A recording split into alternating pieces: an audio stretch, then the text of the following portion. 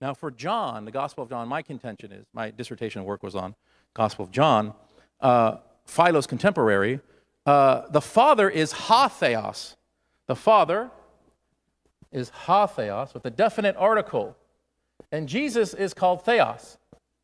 But I would also contend that the way that John is using, I'm doing a lot of pirouettes here, the way that John is using theos is not so dissimilar as to how Philo is calling Moses theos. That Jesus, that Christ, is a sanctified divine agent of God in mystical union with God. Now if you look at, and Jesus is in the Son, or Jesus, or Christ, is never called theos anywhere in the four Gospels. Now, did you catch that? Did you catch that? You may have gotten lost a little bit with all the Philo stuff and things like that. And by the way, look, when you can rock a vest and a bow tie, you've got my respect. Okay, when you can rock the vest and the bow tie, that's pretty good. That's you can't get too angry with somebody who's got both a vest and a bow tie on. I almost never do the vest thing myself, so I might be definitely outclassed there. And that looks, I'm not sure if that's a real bow tie or not. It sort of looks like it's facing down a little bit, and that could happen with the bow tie. So yeah, as long as it's not just the strap thing, but sometimes that has to happen. Anyway, there you have. Let me see if I can just back it up just a tad. Oh, okay, messed that up. That Jesus, that Christ, is a sanctified divine agent of God in mystical union with God. Now if you look at, and Jesus is in the Son, or Jesus, or Christ, is never called theos anywhere in the four Gospels. So Jesus the Son is never called theos anywhere in the four Gospels. Now, I'm going to bring up something else here, and I'll see if I can send it over to you, depending on when it pops up here. Yeah, good. It's still doing its search, so give it a second. When you read church history, you will encounter a discussion in patristic sources, especially in Origen, concerning the difference between theos and theos, between God and the God. And so there is, in later theology, a discussion of this very issue. However, I just simply have to point out that there was the Dr. Ataie, if his dissertation work was on Johannine literature, I'm a little surprised that he let that statement out with cameras rolling. Because if you look at what I'm should be sending here, you got it? Oh, I don't know why that is. Let me try again. That should work. Okay. John 20:28. Apokrythe Thomas kai eipen auto. So Thomas answered and said to him, singular, ha kuriasmu kai ha theasmu. Now,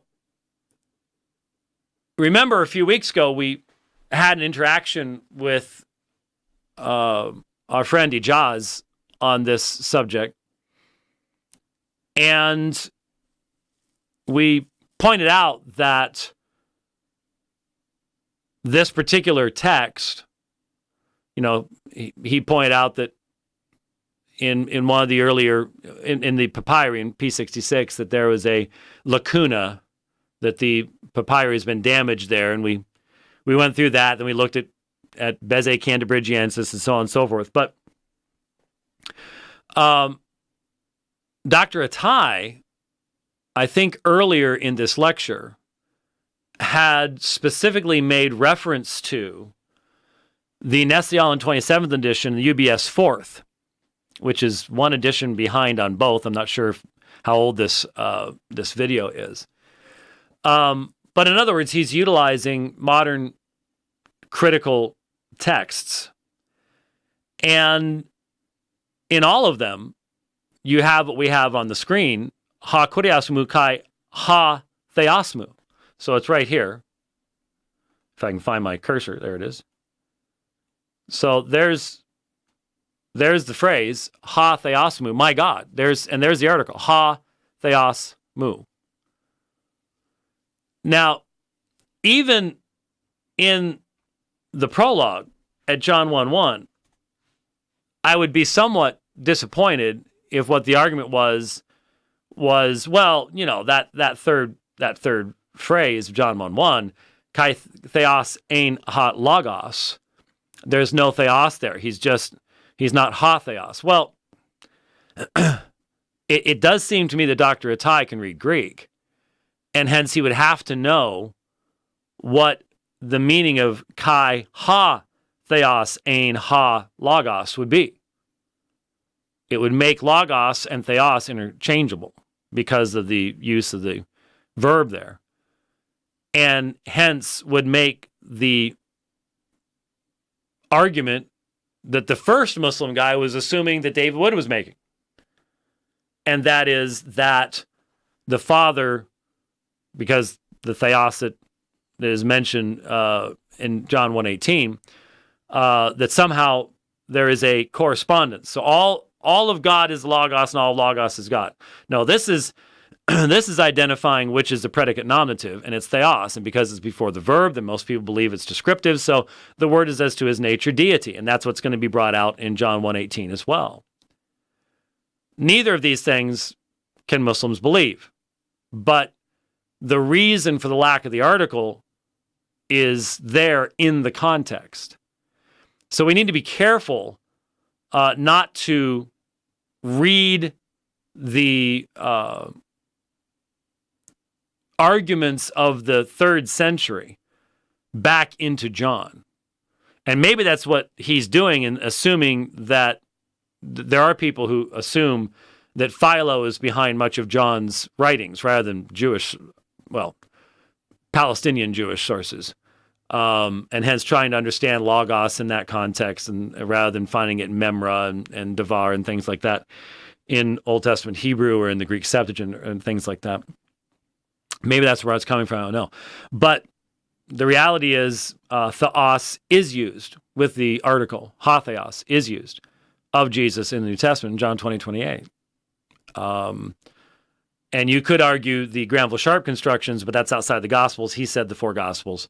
So he was making a distinction there. But I wanted to address that and bring that up and offer a little word of correction there, though I did appreciate much of what was said there.